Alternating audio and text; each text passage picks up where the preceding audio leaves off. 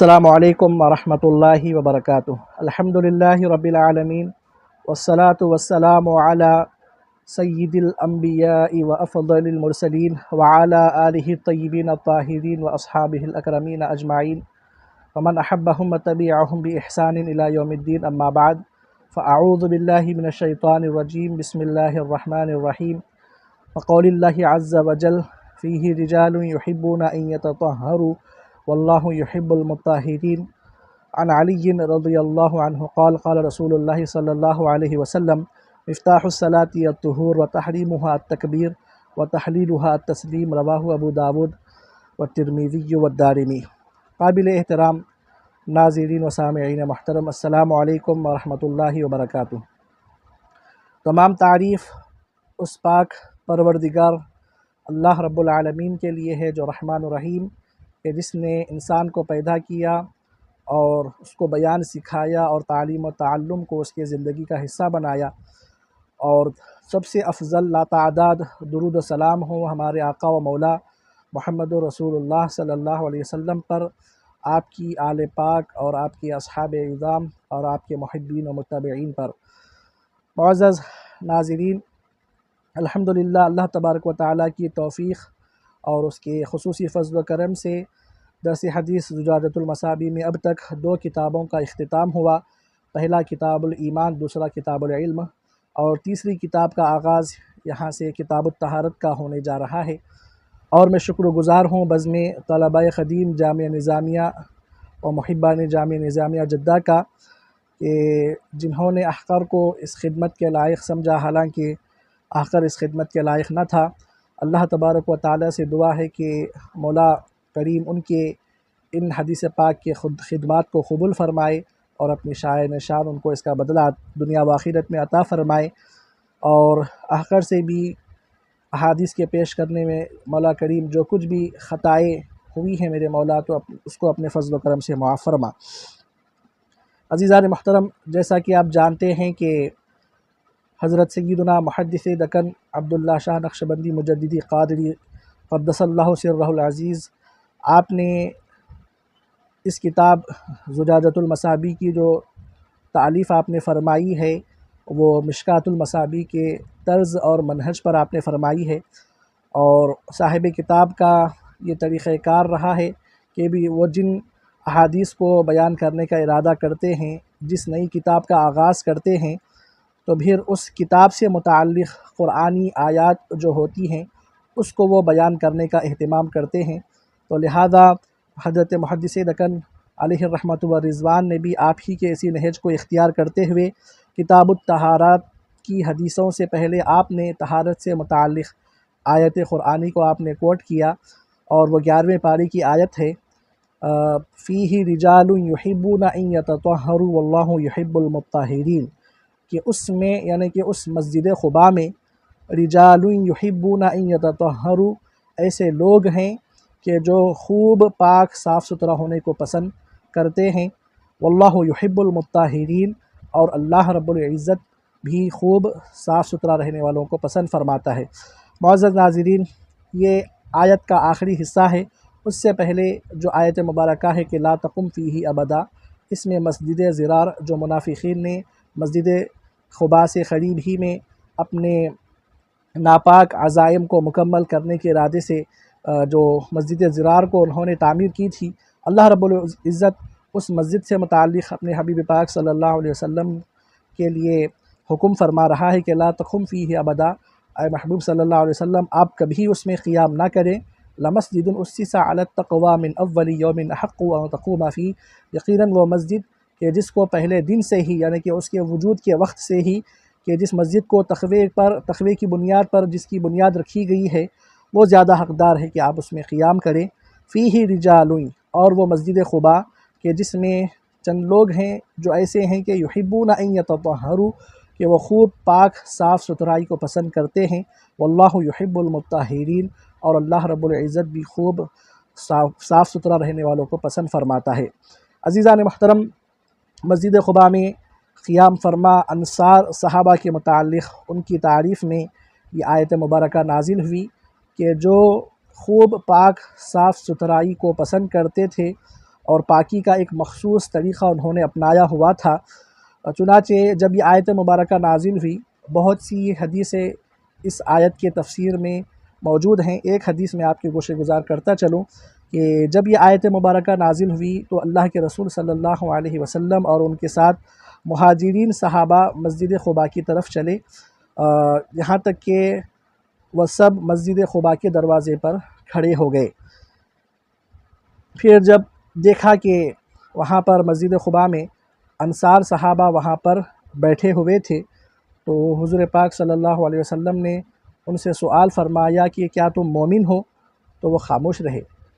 پھر آقا علیہ الصلوۃ والسلام نے سوال کو دہرایا تو حضرت عمر فاروق رضی اللہ تعالی عنہ نے جواباً ارشاد فرمایا کہ یا رسول اللہ صلی اللہ علیہ وسلم، بے شک وہ مومن ہیں اور میں بھی ان کے ساتھ ہوں۔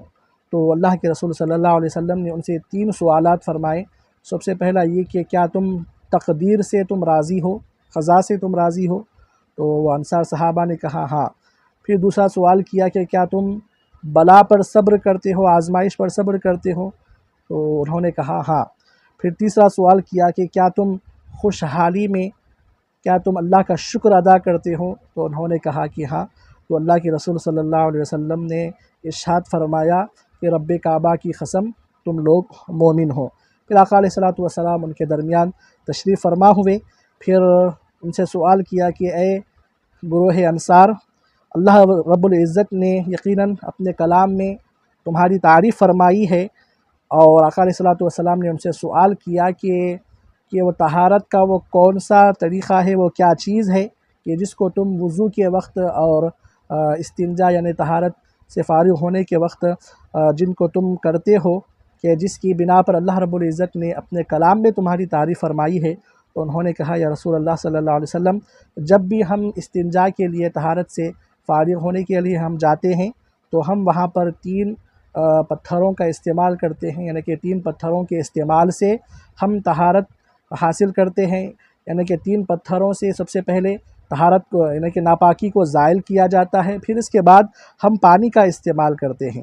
تو اللہ کے رسول صلی اللہ علیہ وسلم نے فرمایا کہ تمہارے اسی پاکی کے طریقے کو اللہ نے خوب پسند فرمایا، اور آقا علیہ الصلوۃ والسلام نے آیت مبارکہ تلاوت فرمائی، فیہ رجال یحبون ان یتطہروا، کہ اس مسجد قباء میں چند ایسے لوگ ہیں کہ جو خوب پاک صاف ستھرا ہونے کو پسند کرتے ہیں۔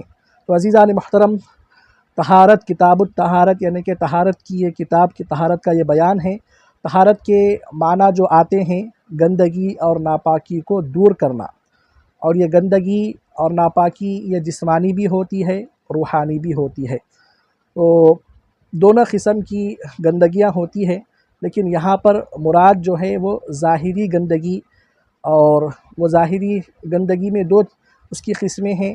ایک ہے حدث اصغر یعنی چھوٹی ناپاکی کہ جن سے وضو ٹوٹ جاتا ہے، اور دوسرا ہے حدث اکبر یعنی کہ بڑی ناپاکی کی جن سے غسل واجب ہو جاتا ہے۔ تو لہذا اس کتاب میں انہی سے متعلق احادیث شریفہ کو انشاءاللہ تعالی بیان کیا جائے گا۔ معزز ناظرین، اس کتاب کے پہلے جو راوی ہے وہ حضرت علی مرتضیٰ شیر خدا رضی اللہ تعالی عنہ ہے۔ آپ فرماتے ہیں کہ اللہ کے رسول صلی اللہ علیہ وسلم نے ارشاد فرمایا کہ مفتاح الصلاۃ الطہور، کہ نماز کی کنجی الطہور وہ پاکی ہے۔ نماز کی کنجی سے مطلب یہ کہ بتلایا گیا کہ جس طرح ایک انسان کسی بھی شے میں داخل ہونے کے لیے اس کے دروازے کا محتاج ہوتا ہے، تو اسی طرح نماز کا بھی جو دروازہ ہے، نماز کی جو کنجی ہے وہ طہور یعنی کہ طہارت اور پاکی وضو ہے۔ تو جب تک ایک انسان وضو نہیں کر لیتا تو پھر اس کو نماز پڑھنے کی اجازت نہیں ہے، اور ہر مسلمان اس بات کو بخوبی جانتا ہے کہ طہور یعنی کہ طہارت یہ نماز کے لیے شرط ہے۔ جب تک انسان پاک نہیں ہوتا اس کو نماز پڑھنے کی بالکل اجازت نہیں ہے۔ اور تحریمھا تکبیر، اور اس کی تحریم تکبیر ہے، یعنی کہ جو ایک انسان نماز کے لیے جب تکبیر تحریمہ کہتا ہے تو پھر اس کو نماز میں وہ تمام کام جو منافی صلاۃ ہے، جو نماز کے مخالف کام ہے، وہ تمام کام کرنا اس کے لیے حرام ہو جاتا ہے۔ جیسے کہ خارج نماز میں ایک انسان کو کھانا پینا، بات کرنا، مختلف قسم کے کام کرنا اس کے لیے جو شریعت نے جائز کیا ہے اس کے لیے حلال ہوتے ہیں۔ لیکن جو ہی ایک مومن تکبیر تحریمہ نماز کی نیت باندھ کر جب وہ اللہ اکبر تکبیر تحریمہ کہتا ہے تو پھر نماز کی جو تحریم ہے وہ تکبیر ہے۔ مطلب یہ ہے کہ منافی صلاۃ جتنے بھی کام ہیں، کھانا پینا بات کرنا، یہ سب کام جو ہی تکبیر تحریمہ کہا جاتا ہے وہ سب کام اس کے لیے حرام ہو جاتے ہیں۔ اور بتلایا گیا کہ وَتَحْلِيلُهَا التسلیم، اور نماز کی جو تحلیل ہے وہ کیا ہے؟ تسلیم، یعنی کہ سلام پھیرنا۔ اور جو ہی سلام ایک انسان پھیرتا ہے، ایک مومن پھیرتا ہے، تو پھر اس کے لیے وہ تمام چیزیں جو کہ منافی صلاۃ تھے وہ تمام کرنا اس کے لیے حلال ہو جاتا ہے، جیسے کہ کھانا پینا، بات چیت کرنا، دیگر کام وغیرہ۔ تو نماز کے اندر تکبیر کہنا، یعنی جو ہی ایک انسان تکبیر کہتا ہے تو تکبیر کہنے کی وجہ سے تمام چیزیں جو کہ خارج نماز میں کی جاتی ہیں وہ تمام اس کے لیے حرام ہو جاتی ہے، اور سلام پھیرنے سے وہ تمام چیزیں حلال ہو جاتی ہے۔ تو اسی لیے کہا گیا کہ اس کی جو تحریم ہے وہ تکبیر ہے، اور اس کی جو تحلیل ہے وہ تسلیم ہے۔ عزیزان محترم، یاد رکھنا چاہیے کہ تکبیر ہر جگہ پر یہ تحریم نہیں ہوتی سوائے نماز کے، اور بسا اوقات ایسا ہوتا ہے کہ تکبیر وہاں پر تحلیل ہوتی ہے، جیسے کہ ذبح کے وقت میں ہوتا ہے، جب کوئی شخص یہ تکبیر یعنی کہ بسم اللہ واللہ اکبر، اللہ کا نام جب تک نہیں لیتا تو پھر اس کے لیے وہ جانور حلال نہیں ہوتا۔ تو تکبیر یہ تحریم صرف نماز ہی کے حد تک یہ ہوتی ہے، اس کے علاوہ صورتوں میں تکبیر یہ کسی بھی شے کی تحریم کا سبب نہیں بنتی۔ کہ جس طرح ایک انسان حالت احرام میں، یعنی کہ جس طرح احرام اس کے لیے دیگر جائز کاموں کے لیے جو پابندیاں احرام کی وجہ سے جس طرح اس پر آ جاتی ہے، اسی طرح تکبیر کی وجہ سے بھی دیگر جائز کاموں کی پابندیاں اس کے لیے آ جاتی ہے۔ اس حدیث پاک کو امام ابو داؤد، ترمذی اور دارمی نے روایت کیا ہے۔ آگے کی حدیث شریف کی طرف ہم بڑھتے ہیں۔ وعن جابر قال قال رسول اللہ صلی اللہ علیہ وسلم مفتاح الصلاة مفتاح الجنت الصلاۃ و مفتاح الصلاۃ الطہور، رواہ ابو داود۔ اللہ کے رسول صلی اللہ علیہ وسلم نے ارشاد فرمایا کہ جنت کی کنجی صلاۃ یعنی کہ نماز ہے، اور نماز کی کنجی طہور یعنی کہ پاکی ہے، طہارت ہے۔ عزیزان محترم، نماز کی جنت کی کنجی سے مراد، اب جنت کی جو کنجی ہے وہ صلاۃ کیسے ہو سکتی ہے؟